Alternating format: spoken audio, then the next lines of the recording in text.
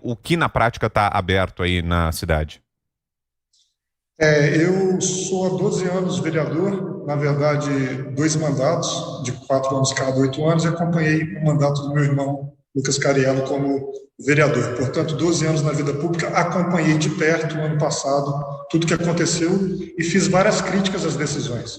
O ano passado é um ano de eleições em que os gestores, e aqui no Carmo não foi diferente, tomaram decisões exclusivamente para agradar o público e não porque aquilo que efetivamente ia resolver o problema da população. Então, aqui no Carmo, nós não fechamos loja nenhuma, nós restringimos o funcionamento dos bares até às 6 horas, hoje eles estão funcionando até às 23, porque a gente já conseguiu resultados positivos, e a gente atacou o verdadeiro problema, que são as aglomerações. É festa de final de semana, é festa em rancho, na zona rural, é a área de recreação que aglomera muita gente, é o ocupamento a ocupação de espaço público sem o devido controle. Então, agimos dessa forma. E, concomitante com isso, um trabalho muito pesado de conscientização da população. Com isso, a gente conseguiu reduzir drasticamente os números de contaminação sem fechar comércio. Então, a loja de roupa continua aberta, a loja que conserta celular continua aberta, que vende celular, o escritório de contabilidade, advocacia, a papelaria, tudo continuou aberto. E nós, estatisticamente, mostramos que o lockdown não resolve. Porque quando tem lockdown, e foi minha grande crítica no ano passado, se fecha os comércios que dão menos aglomeração e os de primeira necessidade, que você não pode fechar, como supermercados e bancos, continuam funcionando. Então, não tem muito sentido nisso. E a gente não pode realmente fechar o supermercado, é a primeira necessidade. Então, se eu não posso fechar o local que mais tem acesso de pessoas, eu vou fechar a lojinha que recebe, às vezes, uma pessoa a cada 15 minutos, uma pessoa a cada meia hora. Não faz sentido isso. E provamos, saímos de 82 casos ativos, proporcionalmente ao nosso número de habitantes, que são 20 mil habitantes, é muito, demais, e passamos agora, no dia de hoje, com 11 apenas casos ativos. Augusto. E quanto às escolas, qual é a política que o senhor tem adotado? Augusto, eu sou um grande admirador do seu trabalho e com relação à escola, como nós não tínhamos as escolas abertas, a aula voltou dia 4 de março, ela voltou de forma virtual, mas nós já estamos com um plano pedagógico para, na sequência, já reabrir escolas. A gente voltou recentemente, estão com alguns dias, mas eu defendo a reabertura das escolas.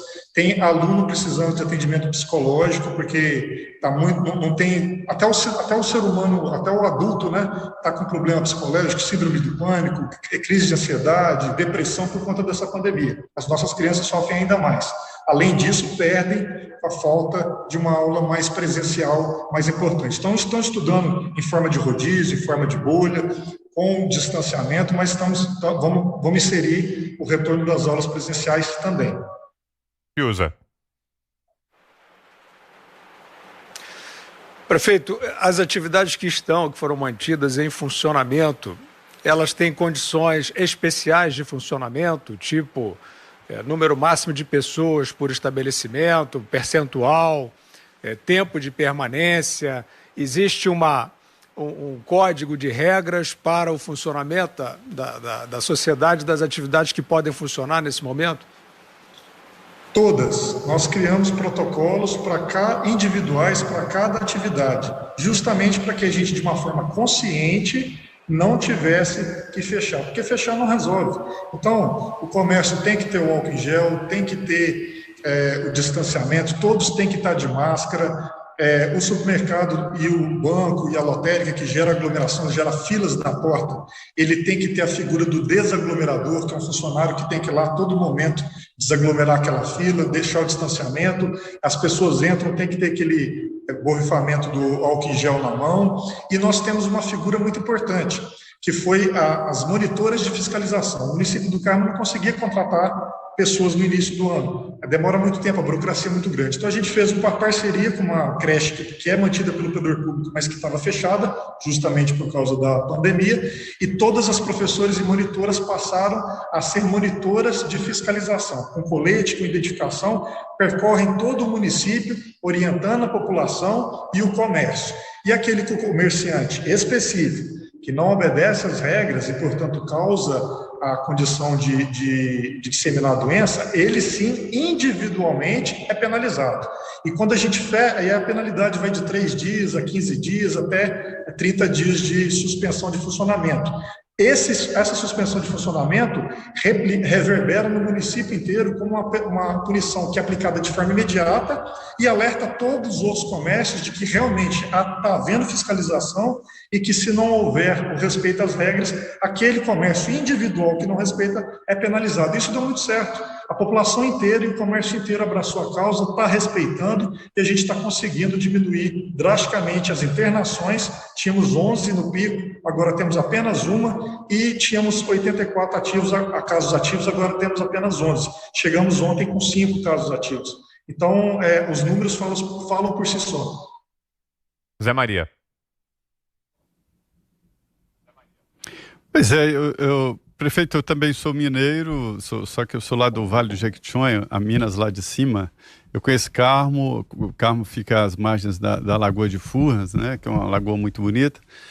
Eu queria dizer o seguinte, eu falava aqui que é preciso uma liderança para convencer a população. Eu, nas minhas entrevistas e conversas por aqui, eu cheguei à conclusão de que depende fundamentalmente de um líder e da população acreditar no que a pessoa está pregando e está exigindo. Não é mais ou menos isso? Quer dizer, não é preciso esse apoio da população para qualquer atitude dar certo?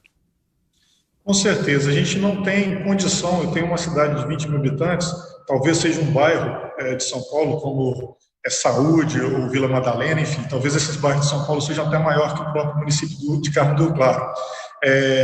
Concomitante com todas essas ações, eu fui quase que diariamente nas rádios, fiz lives, transmissões ao vivo através das redes sociais, campanha de conscientização, fui em vários locais pedindo que as pessoas respeitassem a regra. E a gente fez até um cartaz, pediu que fosse colocado um cartaz, que escrevia assim: colabore, senão esse comércio pode fechar. Então a população comprou essa ideia e eu mesmo passei a usar todos os momentos máscara e sempre dando exemplo. A gente não está negando a doença, só que fazer o lockdown não resolve o problema e traz miséria. Eu tenho várias pessoas em Carmo do Rio Claro que dependem de cesta básica, que dependem de um tratamento no SUS, e o município não dá conta de atender todo mundo. E se a gente fechar o comércio, mais pessoas vão precisar de assistência social e mais pessoas vão precisar do SUS, porque aqueles que conseguiam pagar um tratamento particular vão passar a não conseguir pagar mais. Ou seja, a gente vai criar um grande problema e sem resolver o problema da pandemia. Quando eu vejo isso, o pessoal falando de lockdown, eu vejo até como uma forma assim... Eu acredito que foi um efeito manada. No momento de política, no momento de eleição, as pessoas foram tomando decisões e outros líderes, né, foram seguindo essas decisões e foram replicando. Eu, quando entrei na prefeitura, eu vi o que aconteceu antes de fechar o comércio de Carmo do Rio Claro no ano passado, em que eu não era prefeito. Qual que foi o resultado posterior?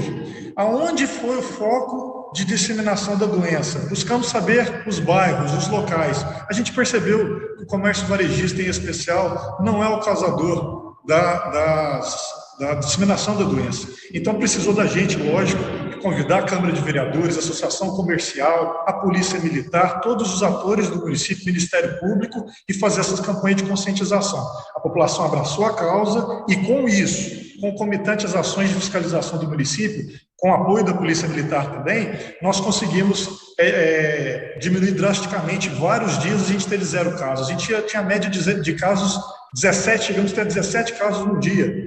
Para um município do nosso tamanho é muito. E aí a gente teve vários dias com 0 casos, por exemplo. E o que nós fizemos? A gente foi onde tem o foco da aglomeração. A festa, a festa clandestina, o aluguel do rancho, a ocupação da praça pública. A gente foi com a polícia, foi com os fiscais, fechamos casa noturna, fechamos festas, e aí conseguimos o resultado positivo. É lá que dá aglomeração. Não adianta fechar o comércio varejista e no final de semana tem um baile funk, tem um forró, tem um show sertanejo e todo mundo se aglomerar de forma pública, em evento público ou em evento privado na sua própria casa. Então, até dentro das casas, também não é permitido aqui que tenha uma festa com mais de 10 pessoas, por exemplo, uma reunião com mais de 10 pessoas. A gente imagina que esse número já é da convivência da pessoa, você já tem convívio com 5 a 10 pessoas. Então, seria razoável deixar que essas pessoas se reúnam no final de semana, até para que a gente consiga manter a nossa sanidade mental. Passou disso, vira festa, e aí o poder público age. Mas a gente tem que ser sensato, não é nem negar a doença, mas também não tomar medidas que não resolvem. Perfeito, nós ouvimos aqui então o prefeito de Carmo do Rio Claro, em Minas Gerais, Felipe Cardoso Cariello. Obrigado pela entrevista, prefeito. Uma boa noite, um ótimo final de semana por aí.